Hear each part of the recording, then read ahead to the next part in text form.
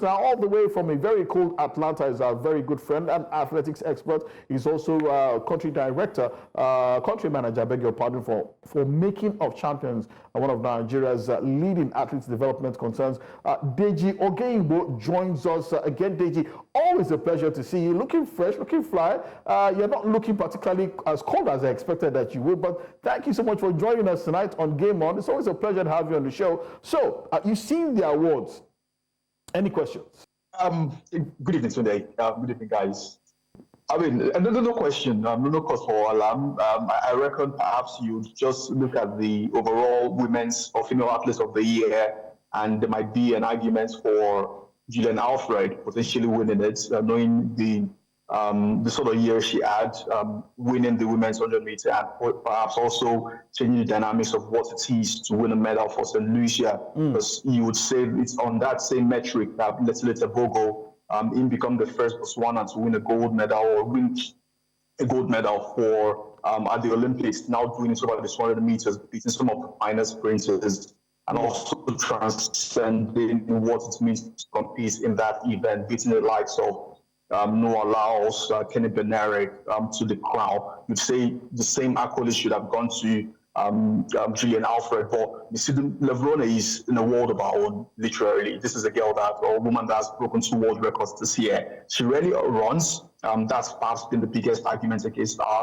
She picks and chooses her races. I think cumulatively this year she did about 7, 8, 9 races thereabouts, but our focus or our goal has always been at major championships. And when she's there, she's always unstoppable. I mean, she won 2 gold medals, about winning the 4x4 too, with the women's, with the United States women's 4x4 team, running an outstanding split over the third leg. So you just look at that, and perhaps you want to make an argument for it. But big ups to Letsile Tebogo. Remember covering this boy's career as an 18-year-old in Nairobi 3 years ago. To think that 3 years down the line, he'll be named the male athlete of the year. The last African to win it was Yaroslava Mahuchikh in 2019 when he broke the marathon record for the second time at the Berlin Marathon. But this is his first time as sprinter from Africa is doing it. Even the great Frankie Fredericks never came close to winning the World Athlete of the Year at this point in time. Well, but I mean, I get everything you say. Your arguments are very clear. But for the Women's Award, a lot of people thought that Faith Kipyegon stood a good chance of winning this, considering that she also had a fantastic year. You don't think, is she, basically, can she feel hard done by? Well, there's a very strong case for Faith, but you look at Tebogo as a case study, and Tebogo finished 6th in the men's 100 meters final, and he won gold in the 200 meters, right? But like I just talked about how he's been able to transcend what's his events and the sports, and how the impact it made on Botswana and potentially Africa. And for Sifan Hassan, it's something similar, right? She won 2 bronze, 5,000 and 10,000 meters, and 1 gold over the marathon. And just less than 24 hours, she won gold after winning bronze in the 10,000 meters, right? The last person to win 3 medals at an Olympics over the 5,000, 10,000 and marathon was way back in 1952. I think it was Almayew, right? The Finnish distance runner. So it was literally something unprecedented. So it was not necessarily about the color of the medal, but the feat she achieved and was able to execute it. People thought she was literally out of her mind when she said she was going to run the 5,000, 10,000 and marathon. It's almost impossible to achieve the amount of miles you accumulate running in the space of 14 days. And she was able to pull it off, right? So I think it's on that trajectory they gave Sifan Hassan the award. And let's not forget that it was voted by fans, 25%.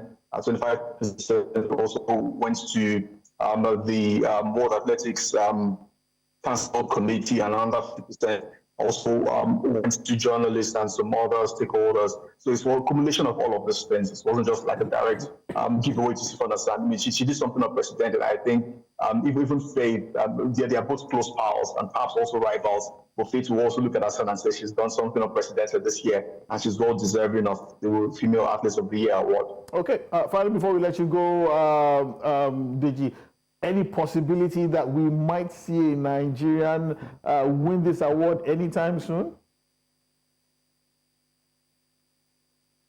You want the good answer, you want the bad answer. give us both. Okay, I'll try and be optimistic. Of course, Sophia Muson came close to winning the award in 2022 when she broke the world record. That was the same year she lost to Sydney McLaughlin-Levrone, who broke the world record.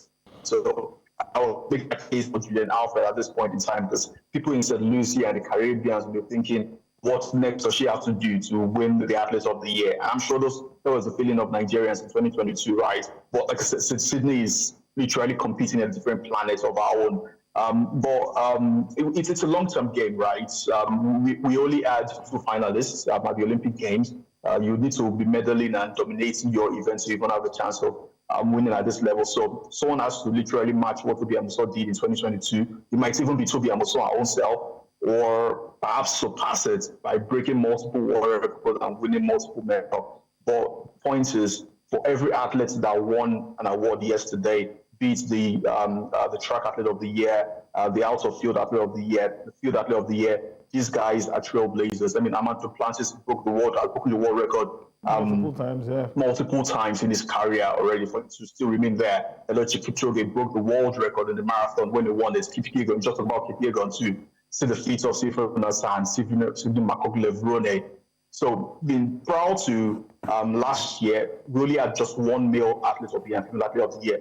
But the field, and no pun intended, but the pool of athletes that are doing unprecedented things in the track field and out of track, which is the road races, has just become unbelievable that they have to create separate categories for them and crown the overall one eventually, right? So it still opens the door for Nigerians. But if any Nigerian will do anything special, it has to come, no doubt, from the track or perhaps from the field events. But I mean, even the field, we're good at the jumps. You need to be breaking the world record, not once, not twice, for us to even stand a chance. Okay, we've been speaking to our athletics expert all the way from ATL, Atlanta, in the United States of America, Deji Ogeyingbo. Thank you so much for joining us tonight on Game On. Always a pleasure to see you, and hopefully Nigeria will have a better athletics year in 2025. Thank you for your time, Deji.